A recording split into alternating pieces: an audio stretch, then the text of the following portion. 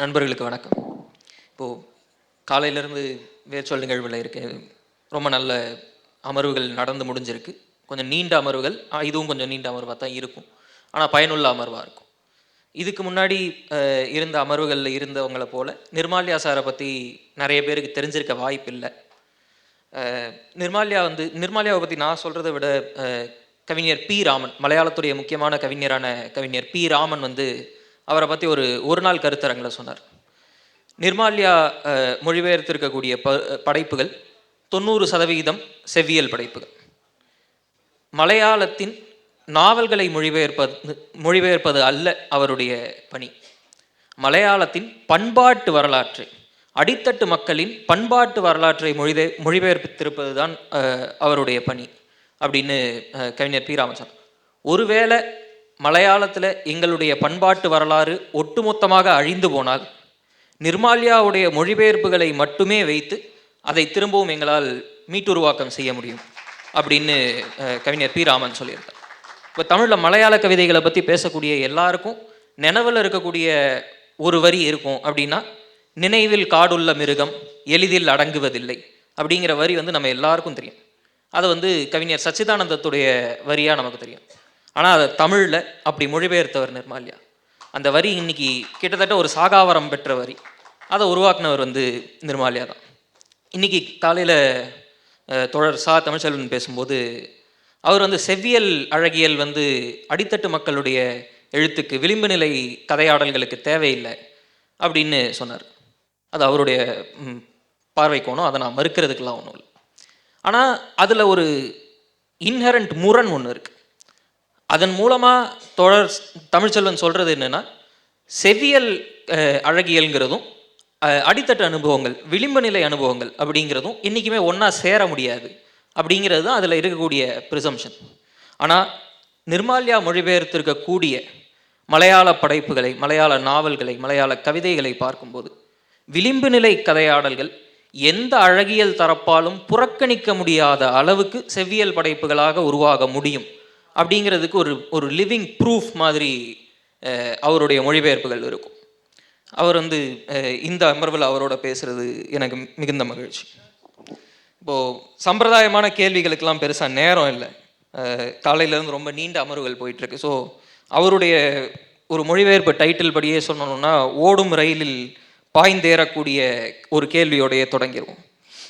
இப்போது நீங்கள் ஆரம்பிக்கும் போது கவிஞர் நிர்மால்யாவாக ஆரம்பிக்க தான் முயற்சி செஞ்சீங்க. ஆனால் ரொம்ப சீக்கிரமே மொழிபெயர்ப்பாளர் நிர்மால்யாவாயாச்சு.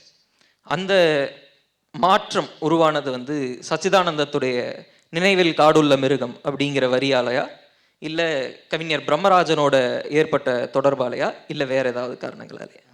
எல்லாத்தையும் போல் நானும் கவிதையிலிருந்து தான் என்னுடைய இலக்கிய பயணத்தை தொடங்குறேன். அப்போ கண்ணீர் பூக்கள், மேத்தாவோட கண்ணீர் பூக்கள் எனக்கு கிடைக்கிது. அதில் தேசப்பிதாவுக்கு ஒரு திருப்பாடகன் அஞ்சலின்ற ஒரு கவிதை என்னை ரொம்ப ஆட்படுத்துது. அதிலிருந்து அந்த பாணியில் நான் எழுத முயற்சி பண்ணி தீபத்தில், தாமரையில், இதில் செம்மலர்லாம் அந்த கவிதைகள் வருது. அப்போது எனக்கு ஒரு கவிதை தொகுப்பு கிடைக்கும். சோசலிச கவிதைகள்னு சொல்லி மக்கள் கலை இலக்கிய கழகம் ஒரு கவிதை தொகுப்பை கொண்டு வராங்க. அதில் இக்பால்ன்ற ஒரு சச்சிதானந்தன் கவிதையை இங்கிலீஷில் மொழிபெயர்த்திருப்பார். அப்போ தான் தெரியுது, அதாவது கவிதைன்றது நுட்பம், வெறும் கோஷங்களோ கூச்சல்களோ கவிதை கிடையாது. கவிதைன்றது நுட்பங்கள் வழியாக வாசகனோட அகத்தோட உரையாடக்கூடியதாக இருக்கணும் அப்படின்ற ஒரு தெளிவு வருது. அந்த அழகியல் தன்மையை தமிழுக்கு அறிமுகப்படுத்துறது என்னோடய நோக்கமாக இருக்குது. அப்போ தான் நான் அந்த மனம்பாடி கவிதைக்கு மாற்றுக்குரல் தேவைப்படுறதுனால சச்சிதானந்தன் கவிதைகளை மொழிபெயர்க்க தொடங்குறேன். அது அன்னைக்கு மனோசைன்ற ஒரு இதழில் ஒரு சூரிய தீபன் கூடிய சேபரகாசம் நடத்திட்டு வரக்கூடிய அந்த பத்திரிகையில் தொடர்ச்சியாக மொழிபெயர்த்தேன். அது நிற்கிற வரைக்கும் நான் மொழிபெயர்த்தேன். அந்த தொகுப்பு அவங்க ரத்த சாட்சிகள்ன்ற பேரில் ஒரு தொகுப்பாக கொண்டு வந்தாங்க. அதுக்கு பின்னாடி பிரம்மராஜன், இல்லை நீங்கள் இந்த மாதிரி கவிதைகள் வேண்டாம், மாற்று அவரோட வேறு குரல்கள் இருக்குது, அவரோட அழகியல் தன்மையில் காட்டக்கூடிய வேறு கவிதைகள் இருக்குது, அதை கொண்டு வாங்கன்னு சொல்கிறாரு. அப்போ நான் அந்த கவிதைகளை ஒரு தொகுப்பாக கொண்டு வரேன். சரீரம் ஒரு நகரம்னு ஒரு இதில். இப்படி தான் என்னோடய பயணம் மொழிபெயர்ப்பு பயணம் எனக்கு தொடங்குது. மைக் அடுத்த வாட்டி கொஞ்சம் கிட்ட வச்சுக்கோங்க சார். அதுக்கப்புறம் 30 வருஷமாக மொழிபெயர்த்துட்டு இருக்கீங்க. கவிஞராக ஆரம்பித்து மொழிபெயர்ப்பாளராகி கிட்டத்தட்ட 30 வருஷமாக மொழிபெயர்த்துட்ருக்கீங்க. ஆனால் 30 வருஷத்தில் 24 புஸ்தகம் தான் மொத்தமாகவே மொழிபெயர்த்துருக்கீங்க. ஒரு டீப் சீக் யுகத்தில், ஒரு சாட் ஜிபிடி மொழிபெயர்ப்பு யுகத்தில் வந்து 30 வருஷத்தில் 24 புத்தகங்கிறது வந்து பயங்கர சின்ன நம்பர். ஆனால் நான் முதல்ல சொன்ன பீராமனுடைய கோட்படி அதில் 90% வந்து செவ்வியல் படைப்புகள்னு நேரடியாக யாராலையும் மறுக்க முடியாத அளவுக்கு செவ்வியல் படைப்புகள்னு சொல்லத்தக்க படைப்புகள். அதே நேரத்தில் அதுங்க எல்லாமே ஒரே விதமான படைப்புகள் கிடையாது. அதுங்க வந்து விளிம்பு நிலை கதையாடல்கள்லேயே எவ்வளவு வகைகள் இருக்குது, எவ்வளவு விதமான விளிம்பு நிலை கதையாடல்கள் வந்து சாத்தியம் அப்படிங்கிறத காட்டக்கூடிய படைப்புகள். இப்போ நீங்கள் வந்து பழங்குடி கவிதைகளை ஒரு பக்கம் மொழிபெயர்க்கிறீங்க, கேரள பழங்குடி கவிதைகளை ஒரு பக்கம் மொழிபெயர்க்கிறீங்க அப்படின்னா, இன்னொரு பக்கம் வந்து மனிதனுக்கு ஒரு முன்னுரை மாதிரி, தட்டகம் மாதிரியான மிக முக்கியமான நாவல்களை வந்து மொழிபெயர்க்கிறீங்க. இன்னொரு பக்கம் செருகாடுடைய வாழ்க்கை பாதை மாதிரியான ஒரு வாழ்க்கை வரலாற்று நூலை மொழிபெயர். இதில் வந்து பின்னவீனத்துவ அழகியல் இருக்குது, செவ்வியல் அழகியல் இருக்குது, என்னென்னவோ தன்மைகள் இருக்குது. அப்போது இப்படி வெவ்வேறு தன்மைகள் கொண்ட செவ்வியல் படைப்புகளான விளிம்பு நிலை கதையாடல்களை வந்து எப்படி சூஸ் பண்ணுறீங்க? இந்த சாய்ஸுங்கிறது வந்து, இந்த மொழிபெயர்ப்பாளருடைய சாய்ஸுங்கிறது எவ்வளோ முக்கியம்னு நீங்கள் நினைக்கிறீங்க? அது அதாவது நம்ம பண்பாட்டுக்கு ஏதாவது ஒரு மாற்றத்தை கொண்டு வரணும், பண்பாட்டு மாற்றத்தை நிகழ்த்தக்கூடியதாக இருக்கணும், அல்லது அந்த அந்த மொழிக்கு ஒரு செழுமையை ஏற்படுத்தக்கூடிய படைப்பாக இருக்கணும். அதுதான் நான் வந்து என்னோடய மொழிபெயர்ப்புக்கான இதான் நினைக்கிறேன். ஆனால் ஒரு விஷயம் இருக்குது. இன்றைக்கி வந்து என்னோடய நண்பர் ஒருத்தர் ஒரு நாளைக்கு 20 பக்கம் மொழிபெயர்க்கிறார். நீங்கள் வந்து உங்களால் வந்து ஜிபிடி இந்த இதில், அதாவது ஏஐ தொழில்நுட்பத்தினால உங்களுக்கு வந்து மொழிபெயர்க்க முடியும். அது ஓரளவுக்கு நல்லாவே மொழிபெயர்க்குது. அந்த மாதிரி படைப்புகள் தமிழில் நிறையா வர ஆரம்பிச்சிருச்சு. அது மெஷின் டிரான்ஸ்லேஷன். எனக்கு அப்படி இல்லை, அந்த மாதிரி பண்ணுறதில்ல. நான் ஒரு தட்டகத்துக்கெல்லாம் ஒரு வார்த்தைக்காக நான் தவங்க இருந்திருக்கேன். கோவிலில் நான் உயிரோடு இருந்தார். அவருக்கு வேண்டியவங்களை சொல்லி எனக்கு இது பண்ணார். அதே மாதிரி சாரா ஜோசப்போட ஒர்க் பண்ணும்போது அவங்க மேடம் ரொம்ப ஹெல்ப் பண்ணியிருக்காங்க. அவங்க கூட நின்று அவங்ககிட்ட ஒர்க் பண்ணி இந்த மாதிரி பண்ணியிருக்கேன். அப்புறம் சில விஷயங்கள் இருக்குது. என்ன விஷயம்னா, அந்த சாரா ஜோசப் வந்து அந்த திருச்சூர் நகரத்தோட வாழ்க்கையை, அது எப்படி வந்து அந்த புறம்போக்கு நிலமாக இருந்த ஒரு இடம் வந்து எப்படி கொஞ்சம் கொஞ்சமாக நகரமாக விஸ்தரிக்குது அப்படின்னு ஒரு சின்ன பொண்ணோட பார்வையில் ரொம்ப அழகாக பண்ணியிருப்பாங்க. ஒரு 120 பக்கம் நாவல், சும்மா பிரமாதமாக பண்ணியிருப்பாங்க அந்த நாவலில். அதில் சில வசை சொற்கள் இருக்குது. எனக்கு அதில் சிறிய சிக்கல். அது நான் ஒரு உத்தேசமாக சில வார்த்தைகளை பயன்படுத்தினேன். எனக்கு அது புரிய கிடைக்கல. நான் அதை தேடிக்கிட்டே இருந்தேன். நான் ஒரு குடியிருப்பு வழியாக ஒரு நாள் நடந்துட்டு போகும்போது 2 பெண்ணுங்கள் சண்டை போடுறாங்க. கடுமையான வசை சொற்களை, கெட்ட வார்த்தையை பேசி இது பண்ணுறாங்க. நான் தேடிட்டு இருந்த வார்த்தை அங்கே கிடைக்கிது. எனக்கு அந்த அந்த அந்த அம்மாவை கும்பிடணும்னு தோணுச்சு. எனக்கு இதாக முடியல. எனக்கு அதில் நான் பட்ட சந்தோஷத்துக்கு அளவே இல்லை. இப்படி தான் நான் என்னோடய மொழிபெயர்ப்போட சில வார்த்தைங்களுக்காக நான் பண்ணுறேன். அதுக்கு நான் டைம் எடுத்துக்கிறேன். அந்த மாதிரி ஒர்க்குங்களை நான் பண்ணுறேன். ஆமாம். நீங்கள் இப்போ சொன்ன இந்த சாரா ஜோசஃபுடைய நாவல் வந்து ஆலாஹாவின் பெண்மக்கள் அப்படின்னு ஒரு நாவல். அது இங்கிலீஷ்லேயே இன்னும் மொழிபெயர்ப்பு ஆயிருக்கான்னு எனக்கு தெரியாது. ஆனால் அவங்களுடைய மிகச்சிறந்த படைப்பு அதுதான். சிரியன் கிறிஸ்தவர்களுக்குள்ள இருக்கக்கூடிய தலித் கிறிஸ்தவர்கள் திருச்சூர் நகரம் வந்து ஒரு கிராமமாக இருந்து ஒரு நகரமாக மாறும்போது அவங்களுக்கு ஏற்படக்கூடிய சிக்கல்கள் என்ன, அவங்க எப்படி அந்த நகரத்துடைய விளிம்புக்கு தள்ளப்படுறாங்க, வெளியே தள்ளப்படுறாங்க அப்படிங்கிற கதையை பேசக்கூடியது. அதில் மாய யதார்த்த தன்மையும் இந்தியாவுடைய சுதந்திரத்துக்கு பின்னான வரலாற்றையும் எல்லாத்தையுமே சேர்த்து பேசக்கூடிய ஒரு செவ்வியல் படைப்பு அது. இந்த தன்மை உங்ககிட்ட தொடர்ந்து இருக்குது. நீங்கள் வந்து செவ்வியல் படைப்புகளை சூஸ் பண்ணுறீங்க, வேறு அழகியல் தரப்புகளை சூஸ் பண்ணுறீங்கிறது ஒரு பக்கம்னா, இன்னொரு பக்கம் விளிம்பு நிலை கதையாடல்களை நீங்கள் தேர்ந்தெடுத்து சூஸ் பண்ணுறீங்க. ஒரு சாரா ஜோசப் மாதிரி ஒரு எழுத்தாளர்னா, இன்னொரு பக்கம் வந்து சுவாமி ஆனந்த தீர்த்தருடைய வாழ்க்கை வரலாறு நீங்கள் எழுதுறீங்க. இப்போது இந்த விளிம்பு நிலை கதையாடல்களை சூஸ் பண்ணணும், இந்த கதைகளை நாம் வந்து மொழிபெயர்க்கணும் அப்படிங்கிற தேர்வு எங்கேருந்து உருவாகுது? பொதுவாக நான் வந்து அந்த மாதிரி மக்கள் கூட பயணித்த ஒரு ஆள் நான். அது மாத்திரம் இல்லை, நான் நாராயணகுருனோட மரபில் இருந்து வர்றவன். ஒரு ஜாதி ஒரு மதம் ஒரு தெய்வம். மதம் எதுவானாலும் மனிதன் மேன்மையடைந்தால் போதும். ஜாதியை பேசாதே, ஜாதியை கேட்காதே, ஜாதியை பற்றி சிந்திக்காதேன்னு சொல்லி அந்த தத்துவத்திலிருந்து உருவாகி வந்தவன். அதனால நான் வந்து எனக்கு அந்த மாதிரி படைப்புகள் வழியாக நான் வரேன். இந்த வேறு நீங்கள் வந்து இந்த விளிம்பு நிலை தரப்புகளை எடுக்கும்போது பெரும்பாலும் என்ன நடக்கும்னா, விளிம்பு நிலை தரப்புகள், விளிம்பு நிலை கதையாடல்கள் அப்படின்னு சொல்லும்போது அதை ஒரு பொது வட்டத்துக்குள்ள, ஒரு பொது கொடையின் கீழ், ஒரே குடையின் கீழ் எல்லாத்தையும் அடைக்கிறதுக்கான எல்லா கதையாடல்களையும் ஒன்றா அடைக்கிறதுக்கான ஒரு ஒரு ஒரு தன்மை எப்போதும் இருக்கிறத பார்க்க முடியும். ஆனால் விளிம்பு நிலை கதையாடல்கள்லையுமே கூட வேற வேற மொழிகள், வேற வேற விதமான, இப்போ நீங்கள் சாரா ஜோசஃபுடைய நாவலை பற்றி சொன்னீங்க. இப்போ சாரா ஜோசஃபுடைய நாவலில் இருக்கிறது தமிழ் நிலத்துக்கு முற்றிலும் அந்நியமான ஒரு பண்பாடு. அதோடைய சொற்கள், அதில் இருக்கக்கூடிய பண்பாட்டு குறிப்புகள் எல்லாமே தமிழ் நிலத்துக்கு ரொம்ப அந்நியமானது. சில படைப்புகளில் தமிழ் நிலத்துக்கு நெருக்கமான நம்முடைய அழகியல் தரப்புகளுக்கு தெரிந்த படைப்புகளும் இருக்க முடியும். இப்போ இந்த வேற வேற கதையாடல்களில் இருக்கக்கூடிய பண்பாட்டு குறிப்புகள் இருக்கு இல்லையா? இப்போ சிரியன் கிறிஸ்தவர்களில் தலித் கிறிஸ்தவர்கள், அந்த தலித் கிறிஸ்தவர்களுக்குள்ளே இருக்கக்கூடிய பழக்க வழக்கங்களில் வேற வேற மாதிரியாக இருக்கும். இப்போது அவங்க வந்து மந்திரதந்திரத்தையும் ஒரு பக்கம் நம்புவாங்க. அதில் இருக்கிற பாட்டி வந்து மந்திரதந்திர, அதாவது அங்கே இருக்கக்கூடிய பிளாக் மேஜிக்னு சொல்லத்தக்க இந்த பில்லி சூனிய மாதிரியான விஷயங்களையும் நம்புவாங்க. அதே நேரத்தில் அவங்க கிறிஸ்துவுக்கு விசுவாசமாக இருக்கணும்னு நினைப்பாங்க. அப்போது இந்த மாதிரி வேற வேற பண்பாட்டு குறிப்புகள் இருக்கக்கூடிய விளிம்பு நிலை கதையாடல்களை மொழிபெயர்க்கிறதுல இருக்கக்கூடிய சவால்கள், அதை நீங்கள் எப்படி தாண்டுறீங்கிறத பற்றி சொல்லுங்கள். அந்த அந்த மாதிரி சவால்கள் வந்து அதான் திருப்பி திருப்பி சொல்கிறதுனா, நான் திருப்பி அதுக்காக உழைப்பு இருக்கு இல்லையா, நான் திருப்பி திருப்பி போய் பார்ப்பேன், அது சம்மந்தப்பட்ட ஆளுங்களை பார்ப்பேன். இப்போ சாரா ஜோசப்போட ஒர்க் பண்ணும்போது எனக்கு அங்கே அவர் அந்த அந்த சூழலில் இருந்து வளர்ந்தவர் ஒருத்தர் கிடைச்சார் எனக்கு. அங்கே ஒரு காய்கறி வியாபாரம் பண்ணியிருந்தார் ஊட்டியில். அவர் அந்த ஃபேமிலிக்குள்ளே வர்றாரு, அந்த ஃபேமிலி உள்ளே இருக்கார். அவர் சில விஷயங்கள் ஆச்சரியமாக இருந்தது எனக்கு. அந்த ஆலாகாவின் அந்த மந்திரம்லாம் அவர் அப்படியே சரளமாக சொல்கிறார், எனக்கு ஆச்சரியமாக இருந்தது.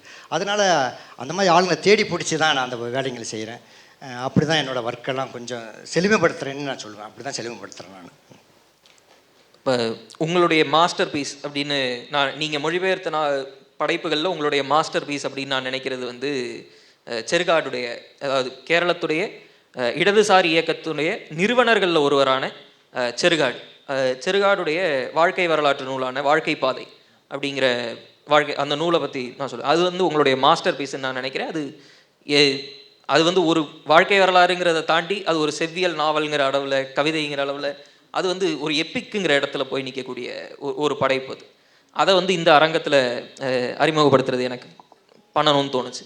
அந்த படைப்பை பற்றி, அது உங்ககிட்ட வந்த விதத்தை பற்றி, அதை நீங்கள் மொழிபெயர்த்ததை பற்றி. அதாவது சுந்தர் ராமசாமி ஒரு கட்டுரை எழுதுவார். அதாவது தினமணியில் நினைக்கிறேன், ரொம்ப வருஷத்துக்கு முன்னாடி எழுதினார் ஒரு கட்டுரை. அதில் வந்து அவர் ஒரு பெரிய ஒரு பட்டியலை சொல்கிறார். தமிழுக்கு வர வேண்டிய மலையாள புஸ்தகங்களோட பெரிய ஒரு பட்டியல் கொடுக்குறார். அதில் வந்து இந்த வாழ்க்கை பாதை வந்து முக்கியமான ஒரு ஒர்க்காக சொல்கிறார். அப்போ நான் வந்து அந்த புஸ்தகத்துக்கு தேடுறேன். அது அவுட் ஆஃப் பிரிண்டில் இருக்குது. திருச்சூர் கரண்ட் புக்ஸ் அந்த இதை போட்டிருக்காங்க. அப்புறம் எனக்கு கிடைக்கவே இல்லை. அப்புறம் தேடி பிடிச்சி அந்த புஸ்தகத்தை எடுத்துட்டேன். ஆனால் அது 77 சாகித்ய அகாடமி அவார்டு வாங்கின புஸ்தகம். அது அவங்களுக்கு இப்படி ஒரு புஸ்தகம் வந்ததே தெரியாது. அவங்ககிட்ட இருக்கக்கூடிய பெரிய சிக்கலே அதுதான். இப்படி ஒரு புஸ்தகம் அவார்டு வாங்கினதே தெரியாது அவங்க. அப்போ நான் சொல்கிறேன், இப்படி ஒரு புக்கு அவார்டு வாங்கியிருக்கு. இல்லை அப்படியெல்லாம் வாங்கலை அப்படின்னு. இல்லை வாங்கியிருக்கு, அவர் இறந்த பிறகு அந்த விருதை கொடுத்துருக்கீங்க நீங்கள் அப்படின்னு. அப்புறம் வந்து இப்போ ரைட்ஸ் அவங்க கையில் இருக்குது. அப்புறம் நான் கேட்குறேன், அவங்க இது இல்லை எங்ககிட்ட இது கிடையாது, ஒரிஜினல் புக் கிடையாது. அப்புறம் எனக்கு நான் அந்த காப்பியோட ஜெராக்ஸ் காப்பி அவங்களுக்கு அனுப்பி, இது ஒர்க்கு இது வரணும், இதோட தேவை என்ன தமிழுக்கு அப்படின்றதான் சொல்கிறேன். அது அவங்க தரவே இல்லை. ரொம்ப போராட்டத்துக்கு பிறகு அந்த மொழிபெயர்ப்புக்கான அனுமதி எனக்கு கொடுக்குறாங்க. அப்புறம் நான் அதை மொழிபெயர்த்தேன். அது வந்து என்ன, அது இப்போ வெளிவந்து 51 வருஷம் ஆயிடுச்சு. இன்றைக்கும் அது புதுமை மாறாமல் இருக்குது. அதில் வந்து இருக்கக்கூடிய 50 வருஷம் கேரளத்தோட பண்பாட்டு வரலாறு, அரசியல் வரலாறு அதில் இருக்குது ஒரு பக்கம். இன்னொரு பக்கம் வந்து அதில் வந்து ஒரு நாவல் தன்மை இருக்குது. அது மாத்திரம் இல்லை, சிறுகதைக்கான பல தருணங்கள் அதில் இருக்குது. அதில் இருக்க வரக்கூடிய அந்த லட்சுமி குட்டி கேரக்டர் இருக்குது, அவரோட ஒய்ஃபை பற்றியான விஷயம். அது ரொம்ப பிரமாதமாக பண்ணியிருப்பார் அவர். அது இன்றைக்கி படித்தாலும் புதுசாக இருக்குது. அதில் இருக்க கேரக்டரெல்லாம் நான் போய் பார்க்க வேண்டியதாக கிடச்சி. அவரோட சன் மோகனன் நான் போய் இடையில பார்த்தேன். அவரை பற்றி கடைசியில் அவர் தலைமறை விழா இருக்கும்போது அந்த போலீஸ் வந்து அடித்து உடச்சி இழுத்துட்டு போவாங்க. அப்போ அந்த குழந்தை பார்த்துட்ருக்கோம். இப்போ அவர் கல்லூரி பேராசிரியராக இருந்து இப்போ ஒரு பாண்டிச்சேரி யூனிவர்சிட்டி கல்லூரி பேராசிரியர் ரிட்டையர்ட் ஆகி இப்போ இருக்கார். அவரை பார்த்தேன், ரொம்ப சந்தோஷமாக இருக்குது. அதெல்லாம் ரொம்ப அற்புதமான தருணம். அப்புறம் வந்து அது திருப்பி தமிழில் வாசிக்கப்படணும், திருப்பி வாசிக்கப்படக்கூடிய ஒரு முக்கியமான புஸ்தகம் அது. அதான் தமிழக கவிதைகளாக மாறக்கூடிய ஒரு நாள் வருமா அப்படின்னா, அது எங்கேயோ ஒரு நாள், என்றைக்கோ ஒரு நாள் நடக்கும் அப்படிங்கிற நம்பிக்கையை கொடுக்கக்கூடிய ஒரு விஷயம் அது. அந்த பழங்குடி எழுத்து லிபி கூட இல்லாத சில மொழிகள்லேருந்து மலையாள லிபியை பயன்படுத்தி பழங்குடி மொழியில் எழுதப்பட்ட தமிழ் சங்கப்பாடல்களுடைய அழகியலுக்கு நிகரான அழகியல் இருக்கக்கூடிய கவிதைகள் அதுங்களை மொழிபெயர்த்த அனுபவத்தை பற்றி. அதாவது கேரளாவில் கிட்டத்தட்ட ஒரு 38 பழங்குடி மொழிகள் இருக்குது. அந்த 38 பழங்குடி மொழிகளில் கொஞ்சம் மொழிகள் அழிஞ்சிக்கிட்டே வருது. அதை அவங்க பயன்படுத்துகிறதே இல்லை. அதாவது எப்படி வந்து தலித்துக்களுக்கு வேறு ஆதிக்க ஜாதிகள் வந்து அவங்கள வந்து அவங்கள மொழியை அவங்கள அழிக்கிறாங்களோ அதே மாதிரி மொழியை அழிக்க முடியும். அதாவது இப்போ வந்து கேரள பழங்குடி மொழிகள்னால் அது வந்து கேரளாவில் இருக்கக்கூடிய அந்த மலையாளம் ஆதிக்கம் செலுத்துது. மலையாளம் அவங்க பேச்சு அவங்களோட பேச்சில் வந்து மலையாளம் கலந்து அவங்க குறிப்பிட்ட வார்த்தைகள்லாம் இல்லாமல் போய் கடைசியில் மொழி இல்லாமல் போகுது. அப்படி வந்து இந்த சபரிமலை பக்கத்தில் இருக்கக்கூடிய அந்த மலையறையர் என்ற மொழி சுத்தமாக இல்லை. அதில் ஒருத்தங்குடி இல்லை. இப்போது அவன் எல்லாம் மலையாளம் பேசுகிறான். அப்போ எந்தளவுக்கு ஒரு மொழி வந்து ஆதிக்கம் செலுத்துதுன்னு பாருங்கள். அப்படி இருக்கக்கூடிய அந்த அதை வந்து மீட்டெடுக்கிற முயற்சி தான் இந்த பழங்குடி கவிதைகள் வழியாகவும் கதைகள் வழியாகவும் மீட்டெடுக்க முடியும். அப்படி பண்ணக்கூடிய ஒரு தொகுப்பு தான் அந்த ஒரு கேரளாவில் வந்தது. கோத்திர கவிதைகள்ன்ற டைட்டிலில் அது வந்தது. அதில் இப்போ நான் வந்து அதிலிருந்து ஒரு 11 பழங்குடி மொழிகள் எடுத்துக்கிட்டு 18 கவிஞர்களை அறிமுகப்படுத்தினேன். இந்த கவிதைகள்லாம் பொதுவாக வந்து எப்படி இருக்குன்னு கேட்டிங்கன்னா, அதாவது இப்படி சொல்லலாம். அவனோட கவிதை வந்து அவன் வந்து பெருசாக ஒன்றும் படிக்கல அவன். ஆனாலும் கூட அவனோட கவிதைகள் வந்து பெர்டோல்ட் பிரக்ட் இருக்கார் இல்லையா, அவரோட வரிகளுக்கு நிகராக அவன் எழுதுறான். ஆனால் 2 வரி அதுக்கு நிகராக இருக்குது, அடுத்த வரி கவிதையாக ஆகலை. அதுதான் அவனோட பெரிய பலம்.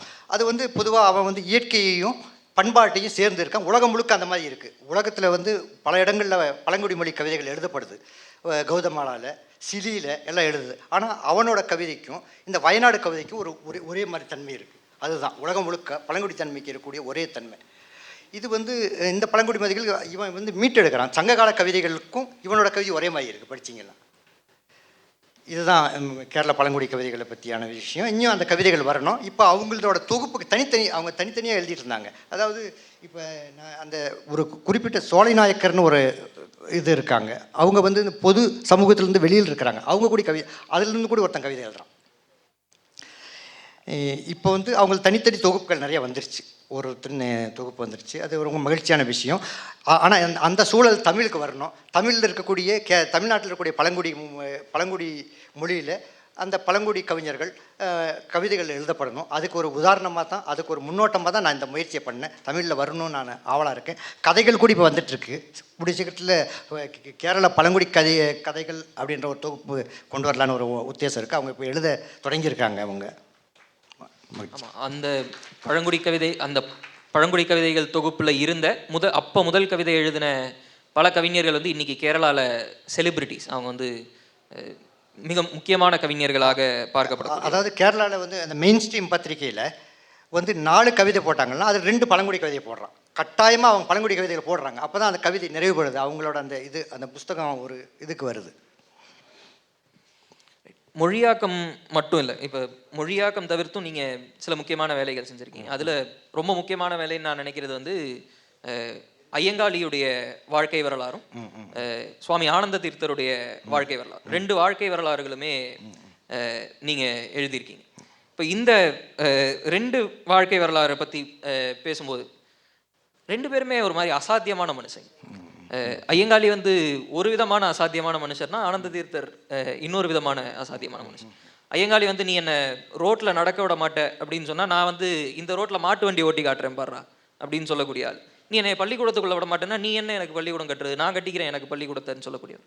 ஆனந்த தீர்த்தர் அதுக்கு நேர் எதிராக வந்து காந்திய இயக்கத்தோடையும் நாராயண குருகுலத்தோடையும் தன்னை இணைத்து கொண்டு அவர்கள் வழியாக மிக தீவிரமான விளிம்பு நிலை மக்களுக்கான போராட்டங்களையும் முன்னெடுப்புகளையும் செஞ்சவர்.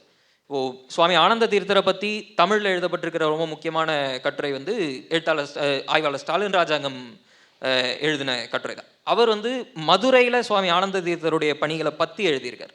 ஆனால் சார் எழுதியிருக்கக்கூடிய வாழ்க்கை வரலாற்று நூலை படிக்கும்போது அவருக்கு மதுரைக்கு வெளியவே ஒரு பெரிய வாழ்க்கை இருந்திருக்கு. அவர் வந்து வெறும் ஒரு களப்பணியாளராக மட்டும் இல்லாமல் ஒரு கல்வியாளராக, ஒரு ஆன்மீக சிந்தனையாளராக அவருக்கு எக்கச்சக்கமான டைமென்ஷன்ஸ் இருக்குது. இந்த 2 வாழ்க்கை வரலாறுகளை பற்றி சொல்லுங்கள். இப்போ கேரளத்தில் வந்து 19ஆம் நூற்றாண்டோட கடைசியிலையும் 20ஆம் நூற்றாண்டோட தொடக்கத்திலையும் வந்து அங்கே சீர்திருத்தவாதிகள் நிறைய பேர் வர்றாங்க.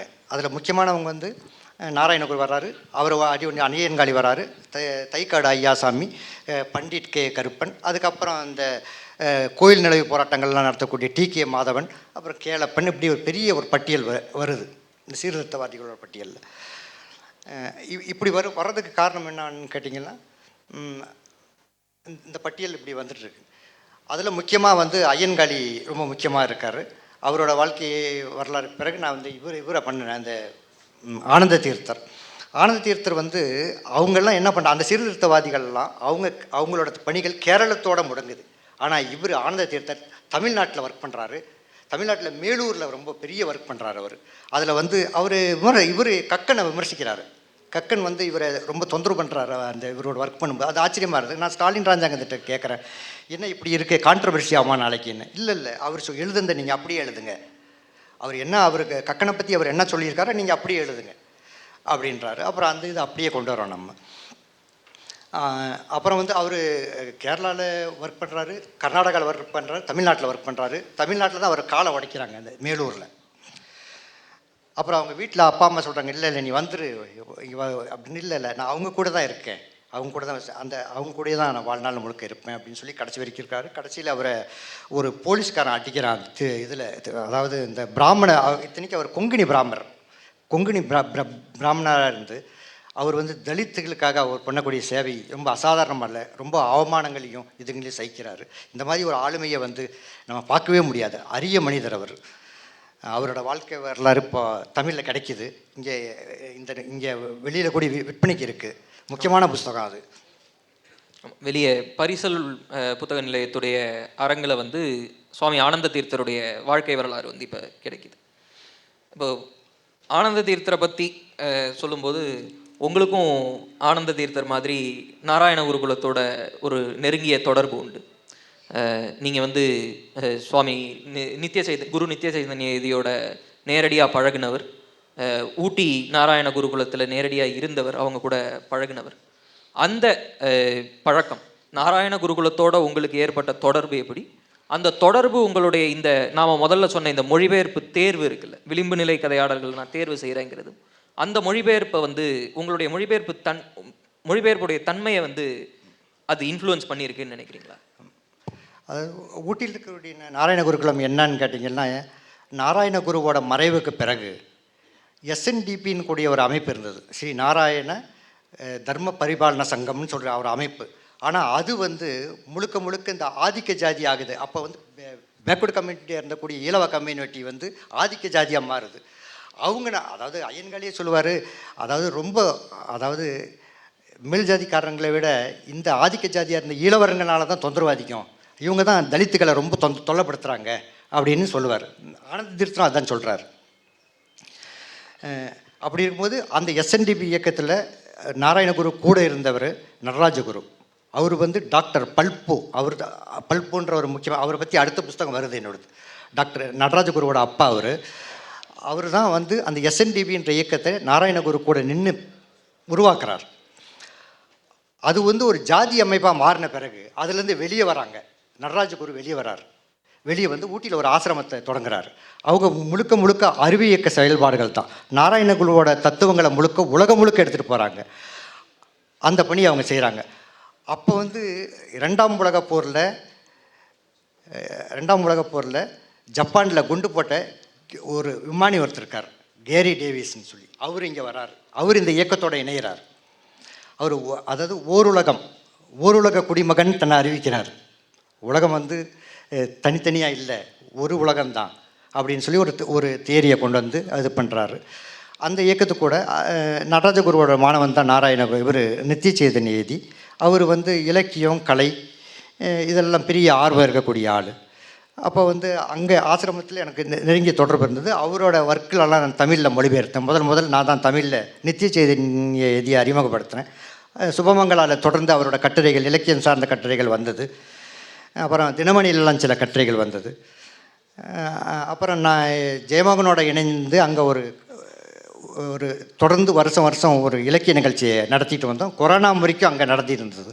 10-20 வருஷம் அவரோட மறைவுக்கு பின்ன ஒரு அறிவு இயக்கமாக அதை மாற்றுறதுக்கு நாங்கள் முயற்சி பண்ணோம். அதை பண்ணிகிட்ருக்குறோம். இப்போ நடந்துகிட்ருக்கு. இது இது இந்த பணிகள் வந்து உங்களுடைய மொழிபெயர்ப்பு தேர்வுகள்லையும் ஒரு தாக்கத்தை செலுத்துது. ஆமாம், இதில் வந்து எனக்கு அந்த நாராயணகுருவோட தியரி தான் என்னோட மரபுலேருந்து வந்தவன்றனால நான் எல்லா இதுவும் எனக்கு அது இயல்பாகவே அப்படி வருது. எனக்கே தெரியாது அது யாரோ ஒரு கூட்டத்தில் சொன்னாங்க உங்களோட தேர்வெல்லாம் இந்த மாதிரி இருக்குன்னு. அது எனக்கு தெரியாது. அது அந்த இயல்பாக அப்படி நடக்கிற ஒரு விஷயம் அது. கடைசி கேள்வியாக ஒரு பொதுவான கேள்வியாக ஒன்று கேட்டுக்கிறேன்.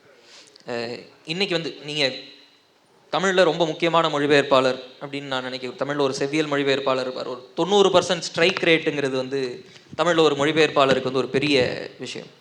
இப்போது அப்படி இருக்கக்கூடிய நீங்கள் வந்து இன்னைக்கு இந்திய மொழிகளுக்கு இடையிலான மொழிபெயர்ப்பு அப்படிங்கிறதுடைய அளவு வந்து கிட்டத்தட்ட இல்லாமலே ஆயாச்சு. நாம் எந்த மொழிபெயர்ப்பு செய்கிறதா இருந்தாலும் ஆங்கில வழி மொழிபெயர்ப்பு தான் இன்றைக்கி பெரும்பாலும் செய்கிறோம். ஆங்கிலத்துக்கு எது முதல்ல போகுதோ அங்கேருந்து தான் நம்ம திரும்ப மொழிபெயர்ப்புகளை செய்கிறோம். இந்த நேரடி இந்திய மொழிபெயர்ப்பை பற்றி, அது இல்லாமல் போகிறத பற்றியும், இன்றைக்கி தமிழுடைய மொழிபெயர்ப்பு சூழல் எப்படி இருக்குங்கிறத பற்றியும் நீங்கள் சொல்லுங்கள். அதாவது 24 இந்திய மொழிகள் இருக்குது. அதில் வந்து இப்போ சாகித்ய அகாடமியெல்லாம் 24 இந்திய மொழிகள்லையும் மொழிபெயர்க்கிறாங்க. இந்த மாற்றி மாற்றி மொழிபெயர்க்கிறாங்க. ஆனால் நீங்கள் தென்னிந்திய மொழிகளில் மாத்திரம்தான் உங்களுக்கு நேரடி மொழிகளாக மொழிபெயர்க்கப்படுது. கன்னடத்துலேருந்து தமிழுக்கு வருது, அதே மாதிரி தெலுங்குலேருந்து தமிழுக்கு வருது, மலையாளத்துலேருந்து தமிழுக்கு வருது. ஆனால் வேறு மொழிகள்லாம் ஆங்கிலம் ஓரளவுக்கு இந்தியிலேருந்து வருது, இந்தியிலிருந்து மொழிபெயர்க்கப்படுது. பாக்கி எல்லாமே அது ஆங்கிலத்துக்கு போய் ஆங்கிலத்திலேருந்து வேறு நம்ம தமிழுக்கு வரணும்னா தமிழுக்கு வருது. ஆனால் அது வந்து அந்த மொழிபெயர்ப்போட தன்மையை கிட்டத்தட்ட நீர்த்து போக வைக்குது. நீர்த்து போக வைத்து ஒரு பலவீனமான மொழிபெயர்ப்பாக தான் நமக்கு கிடைக்கிது. திருப்பி அது அது நம்ம வேறு மொழி கற்றுக்கிறது நமக்கு பெரிய விஷயம் இல்லை. ஏன்னா யாரும் பண்ணுறதில்ல. பெங்காலோ இல்லை வேறு மொழிகளை யாரும் கற்றுக்கிற மாதிரி தெரியும். உருது இந்த மாதிரி மொழிகள்லேருந்து யாரும் கற்றுக்கிறதில்ல.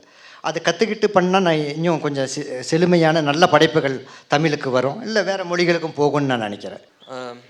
எனக்கு வந்து நிறைவாக இந்த அமர்வுடைய கடைசி கேள்வியும் கேட்டாச்சு. நிறைவாக ஒன்று சொல்லணும்னா, நிர்மால்யாவுடைய மொழிபெயர்ப்பில் வந்த பெரும்பாலான புஸ்தகங்கள் வந்து சாகித்ய அகாடமியுடைய வெளியீடாக வந்தது. அது அப்படி நான் சொல்லும்போதே உங்களுக்கு அர்த்தம் தெரியும், அதில் பெரும்பாலும் பிரிண்டில் இருக்காது அப்படிங்கிறது.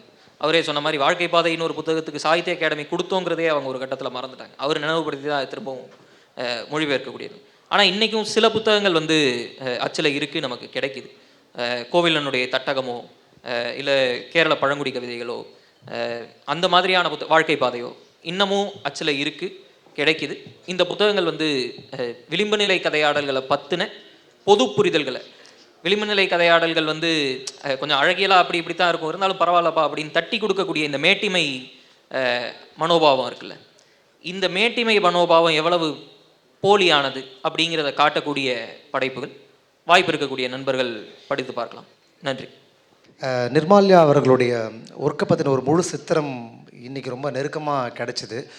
குறிப்பாக இந்த நிகழ்ச்சிக்கு ரொம்ப பொருத்தமான ஒரு தேர்வான ஒர்க்கை நிறையா பண்ணியிருக்கிறார் அவர். ஆக்சுவலாக ஆனந்த தீர்த்தரை பற்றி பண்ணியிருக்கிறாரு, ஐயங்காளி பற்றி பண்ணியிருக்காரு, பழங்குடி மக்களுடைய கவிதைகளை வந்து மொழிபெயர்த்திருக்கிறாரு, ஒரு சிரியன் கிறிஸ்டினுடைய மலர்ச்சியின் வழியாக ஒரு தலித்தினுடைய ஊடாட்டத்தை மொழிபெயர்த்திருக்கிறாரு, இடதுசாரியினுடைய வாழ்க்கை பாதையை வச்சு மொழிபெயர்த்திருக்காரு. வேறு ஒரு ஹோல்சமான ஒரு மார்ஜினலைஸ் பீப்புளுடைய ஒரு பக்கா டிரான்ஸ்லேட்டராக நிர்மால்யா நீங்கள் நம்ம முன்னாடி அறிமுகப்படுத்திருக்காரு. Thank you so much for the work sir. And அவர் வந்து இந்த டிரான்ஸ்லேஷன் பற்றி பேசும்பொழுது ஒரு விஷயம் ரொம்ப அழகாக சொன்னார். பொதுவாகவே ரொம்ப வருஷமாக டிரான்ஸ்லேட் பண்ணுறவங்களுக்கு இந்த மாடர்னாக வரக்கூடிய எக்யூப்மெண்ட் பற்றி ஒரு சின்ன விலகல் ஒவ்வாமையெல்லாம் இருக்கும். பட் ஆனால் அவர் ரொம்ப அழகாக ஹானர் பண்ணார். மெஷின் டிரான்ஸ்லேஷன் பண்ணுறாங்க, அது நல்லாவும் வருது. ஆனால் நான் அப்படி பண்ண மாட்டேன். நான் ஒரு சொல்லுக்காக ஒரு நாள் முழுக்க கூட காத்திருப்பேன். அந்த ஒரு சொல் யாரோ ஒருத்தவங்க வழியாக கிடைக்குன்ற அந்த ஆஸ்பெக்ட்டுமே வந்து ரொம்ப இன்ஸ்பைரிங்காக அது ஒரு யங் டிரான்ஸ்லேட்டருக்கு. Thank you so much again. இவங்கள் இருவருக்கும் நினைவு பரிசை வழங்க எழுத்தாளர் கவிஞர் நரன் அவர்களை மேடைக்கு அழைக்கிறேன்.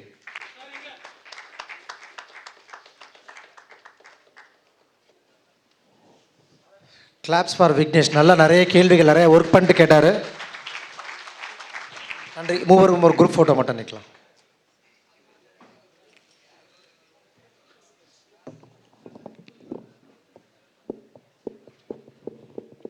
Thank you so much.